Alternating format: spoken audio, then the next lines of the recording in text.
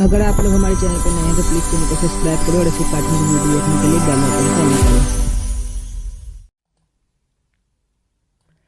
पैसों से बने अमीर ससुराल में आए गरीब मायके वाले।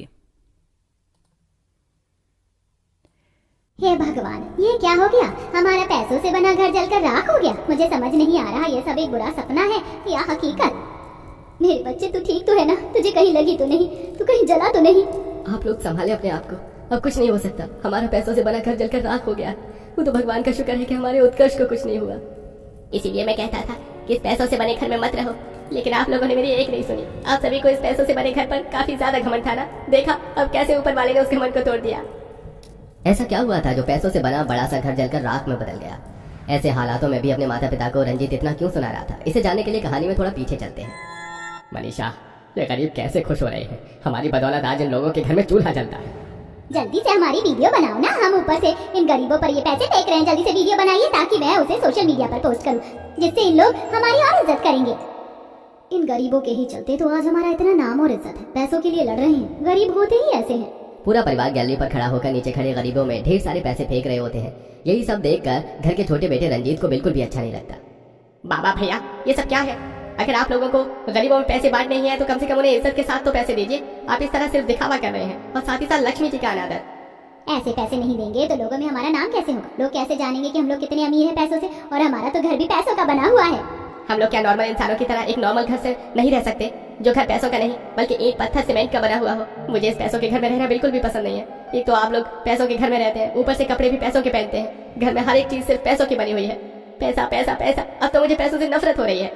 आप चाहकर भी पैसों से नफरत नहीं कर सकते। एक छोटी चीज को खरीदने के लिए आपको पैसों की जरूरत पड़ेगी।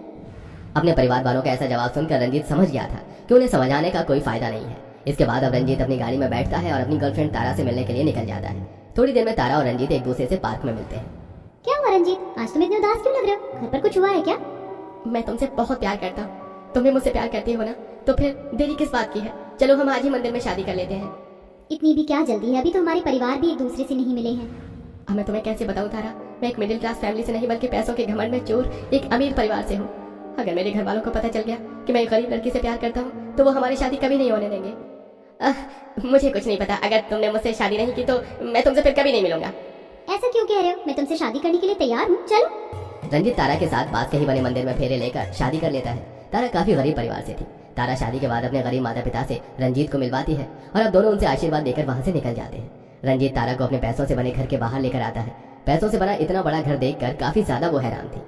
ये तुम मुझे कहाँ लेकर आए हो? ये कितना बड़ा घर है। और तो और ये क्या सच में पैसों से बना है? मैं जो तुम्हें बताने वाला हूँ उसके लिए मुझे माफ कर देना। रंजीत तारा को सारी सच्चाई बता देता है, जिसे सुन। तुम इतने अमीर परिवार से हो, तुमने ये मुझे बताया क्यों नहीं? मुझे तो लगा था कि तुम एक मिडिल क्लास फैमिली से हो। तुम इतने अमीर हो कि तुम्हारा घर भी पैसों का बना है। लेकिन मुझे इस बात का जरा भी घमंड नहीं तारा। मैंने तुमसे झूठ बोला, उसके लिए मुझे माफ कर देना। लेकिन मैं तुमसे बहुत प्यार करता हूँ और मेरा प्यार तुम्हारे लिए सच्चा है। तारा रंजीत से थोड़ा गुस्सा तो थी, लेकिन वो रंजीत से काफी ज्यादा प्यार करती थी, इसलिए वो रंजीत को माफ कर देती है। और अब रंजीत तारा को अपने पैसों से बने घर में लेकर आता है। रंजीत के सारे परिवार वालों ने पैसों के बने हुए कपड़े पहने थे। घर में रखी हर छोटी बड़ी चीज भी पैसों की बनी हुई थी। पूरा परिवार जैसे ही रंजीत को तारा के साथ देखता है तो गुस्से से आग बबूला हो जाता है। रंजीत, ये क्या किया तुमने? गरीब झोपड़ी में रहने वाली लड़की से शादी कर ली। अरे हमने तेरी शादी के बारे में क्या क्या सपने देखे थे और तूने हमारे सपने पल भर में तोड़ दिए। इस गरीब लड़की के लिए हमारे घर में कोई जगह नहीं है। मुझे कोई दिक्कत नहीं है। अगर इसके लिए घर में कोई जगह नहीं है तो मुझे भी इस घर में नहीं रहना। चलो तारा, हम अपनी नई जिंदगी शुरू करेंगे। रंजीत को घर छोड़ता जाता देख सभी लोग उसे रोक लेते हैं और न चाहते हुए उन सबको तारा को एक्सेप्ट करना पड़ता है। तारा अपने पैसों से बने घर के अंदर आती है और जब अपने कमरे में जाती है तो देखती है सब कुछ शीशे का बना है, जिसे देख तारा खुश होने के बजाय अभी भी हैरान थी। अगले दिन अपनी सास और जेठानी के कहने पर तारा को न चाहते हुए भी पैसों से बनी साड़ी पहननी पड़ती है। और जब तारा उन पैसों से बनी साड़ी को पहनकर रसोई में जाती है तो देखती है कि रसोई के सारे बर्तन भी पैसों से बने हैं। यहाँ के तो बर्तन भी पैसों से बने हैं। लगता है लोगों ने इस पर कोई केमिकल डाला है, जब तो ये इतने सख्त हैं, वरना पैसों पर तो खाना लगते ही पैसे खराब हो जाते हैं।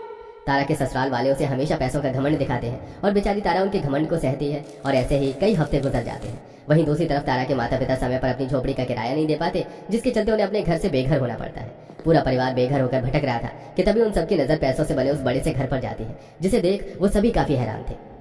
ये मेरी आंखों का धोखा है या ये घर सच में पैसों का बना है? सुनिए जी, इनका तो घर ही पैसों से बना है, तो इनके पास कितना पैसा होगा? सभी उस घर को देख रहे होते हैं कि तभी उसे घर के बाहर एक बड़ी सी गाड़ी आकर रुकती है। उसके अंदर से तारा निकलती है। अपने माता पिता को अपने ही पैसों से बने ससुराल के बाहर देख तारा उनके पास जाती है, जहाँ वो सब तारा को सारी हकीकत बताते हैं।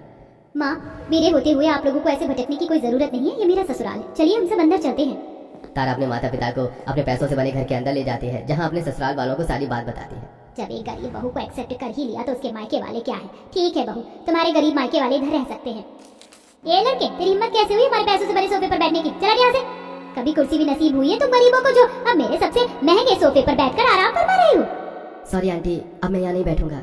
आप यहाँ इस डाइनिंग टेबल पर क्यों बैठ रहे हैं? पैसों से बने डाइनिंग टेबल पर और इन पैसों से बने बर्तन में सिर्फ अमीर परिवार वाले खाना खाते हैं। गरीब और भिखारियों के लिए हमने अलग जगह बना रखी है। मुझे पता नहीं था, माफ कर देना। आप लोग हमारे पैसों से बने घर में नंगे पैर लेकर घूमते हैं। हमारी चप्पल भी पैसों की है, कहीं हमारा फर्श ना खराब हो जाए। दिखाई नहीं देता? हमारे पैसों से बने फर्श पर तुमने जूस गिरा दिया, और जब जूस पीना नहीं आता तो लिया क्यों? अगर दाग पड़ गया तो जानती हो इसको साफ करने में कितने पैसे लगेंगे। मुझे माफ करना समधी जी, मैं अभी साफ कर देती हूँ। अपने पैसों की घमंड में आकर पूरे ससुराल वाले अपने गरीब बहुओं के मायके वाले को बहुत ज्यादा नीचा दिखा रहे थे, और बेचारी तारा कुछ नहीं कर पा रही थी। वहीं दूसरी तरफ मिथिलेश अपने सालों से बने हुए बिजनेस पार्टनर महेंद्र को आज अपने पार्टनरशिप से निकाल देता है। मिथिलेश, ये तूने ठीक नहीं किया, मैं तुझे बर्बाद कर दूंगा। बहुत घमंड है ना तुझे अपने पैसों पर? एक फूटी कौड़ी नहीं बेचेगी तेरे पास। अरे मैं भी देखता हूँ क्या कर लेगा तू मेरा। बदले की आग में महेंद्र कुछ लोगों को पैसे खिलाकर मिथिलेश के पैसों से बने घर में आग लगवा देता है। सभी घर वाले बाहर निकल आते हैं, लेकिन जानवी का बेटा उत्कर्ष घर में ही फंस जाता है। अरे कोई मेरे उत्कर्ष को बाहर निकालो, मेरा बेटा अंदर फंस गया। आप लोग खड़े खड़े क्या देख रहे हैं? जल्दी से जाइए ना। बढ़ती आग को देखकर किसी की भी घर में जाने की हिम्मत नहीं हो रही थी कि तभी तारा का पिता महेश अपनी जान का परवाह न करते हुए पैसों के जल रहे घर में जाता है और उत्कर्ष को बचाकर बाहर ले आता है। ये सब देख अब रंजीत, देखिए आप लोगों ने अपने पैसे से बने घर का अंजाम। आपके ही घमंड के चलते आज किसी ने इस घर में आग लगा दी। अगर ये घर पैसों का होकर ईंट पत्थर का बना होता तो आज ऐसा नहीं होता। और जिस गरीब बहू के परिवार वालों की आपने हमेशा बेइज्जती की, उन्हें नीचे दिखाया, आज उनकी वजह से आपके घर का चिराग जिंदा है। रंजीत बेटा, तू ठीक कह रहा है। पैसों के घमंड में जाकर हमने हर चीज पैसे की बनाई। हमारे पास हर चीज थी, बस एक इंसानियत को छोड़कर। आप लोग हमें माफ कर दीजिए। हमें जो भी आप लोगों के साथ किया उसके लिए हम बहुत शर्मिंदा हैं। आज भगवान की लाठी बजी और हमारा घमंड चूर चूर हो गया। हमें पैसों पर बहुत घमंड था ना, उसने उन्हीं पैसों को जलाकर राख कर दिया। आप लोग हमें माफ कर दीजिए। बहू, हम तुम्हारे भी कसूरवार हैं, हमें माफ कर दो। सभी घर वालों को अपनी गलती का एहसास होता है। तारा और उसके मायके वाले उन्हें माफ कर देते हैं, जिसके बाद रंजीत आग लगने का कारण पता लगाता है और जल्दी पुलिस महेंद्र को पकड़ लेती है। वहीं अपने बचे कुछ पैसों से अब वो सब नॉर्मल लोगों की तरह ही ईंट पत्थर का एक छोटा सा प्यारा सा घर बनवाते हैं। वहीं मनीषा बहू के मायके वालों को भी अपने साथ